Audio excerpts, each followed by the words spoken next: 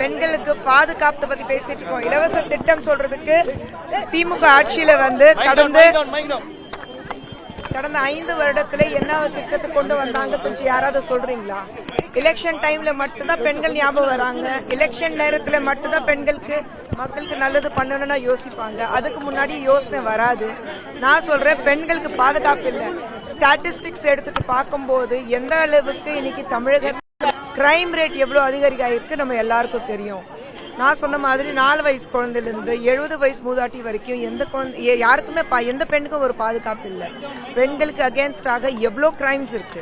So நாங்க சும்மா ஒரு குற்றச்சாட்டுகள் வைக்கிறோங்கிறது கிடையாது. ஒரு ஆதாரபூர்வமா ஸ்டாட்டிஸ்டிக்ஸ் எடுத்துட்டு நம்ம பேசிட்டு இருக்கோம். கீதா ஜீவன் அவர்களும் கனிமொழி அவர்களும் தமிழகத்தை பொறுத்தளவு தேசிய அளவில் இங்கதான் சேஃபான ஒரு நாடா இருக்கு, இங்க கம்மியா நாங்க இது பண்றோம் அப்படின்னு அவங்க தரப்புல சொல்றாங்க. எனக்கு மத்த இடத்துல நடக்குது, அவங்க வீட்டுல நடக்குது, அதனாலதான் எங்க வீட்டுல நடக்கல, அதனாலதான் நான் சேஃபா இருக்கேன் எப்படிங்க சொல்ல முடியும்?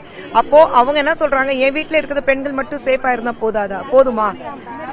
ஆல் ஓவர் தமிழ்நாட்டுல நம்ம பாக்குறோம். இன்னைக்கு தமிழ்நாட்டுல எடுத்து பார்த்தாக்கா ஏதோ எனக்கு ஒரு விஷயம் மட்டும் புரிய மாட்டேங்குது. கனியவர்கள் இருக்கட்டும் இல்ல வேற யாராவது இருக்கட்டும், நீங்க பெண்களுக்கு எதிரான ஒரு கொடுமை நடத்தும் போது அது எப்படிங்க உங்களால இன்னொரு மாநிலம் இல்ல யார் பண்ணாங்க, எந்த கட்சியில சார்ந்தவங்க, அது எப்படி ஒப்பிட்டு பார்த்துட்டு உங்களால பேச முடியுது? பெண்களுக்கு எதிரான ஒரு கொடுமைகள் நடந்தா அது ஒட்டுமொத்தமா இந்தியாவில நடக்குதுன்னு நம்ம பார்க்கணும். அப்ப எப்படிங்க அங்க நடக்கலையா, இங்க மட்டும் நான் கம்மியா இருக்கா? அது எப்படி நீங்க ஒப்பிட்டு பேச முடியும்? எனக்கு புரியல. அதெல்லாம் இப்போ பேச வேண்டாம். எத்தனை தொகுதி எந்தெந்த தொகுதி இன்னும் முடிவால தம்பி, வந்ததுக்கு அப்புறம் பேசுவோம். பத்திரிகையாளர்கள் மீதும் தாக்குதல் தொடர்ந்து நடக்குது. கரூர்ல கூட பத்திரிகையாளர் மீது திமுகவுடைய சட்டமன்ற உறுப்பினர் தாக்குதல் நடத்திருக்காரு. அந்த பத்திரிகையாளர்கள் மருத்துவமனையில் இருக்காங்க.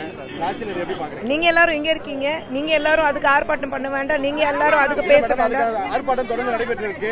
அப்புறம் இப்ப ஆட்சியில அப்போ பெண்களுக்கு மட்டுமில்ல யாருக்குமே அவங்களுக்கு ஏன் ராஜ்யம் தான் மெயின் ராஜ்யமா இருக்கணும், வேற யாருமே எந்த ராஜ்யமும் இருக்க கூடாதுன்னு அப்படி அவங்க நினைக்கணும்னு ஆசைப்பட்டு இருக்காங்க. வேற ஒண்ணும் கிடையாது. ஓகேமா, வேற தேங்க்யூ.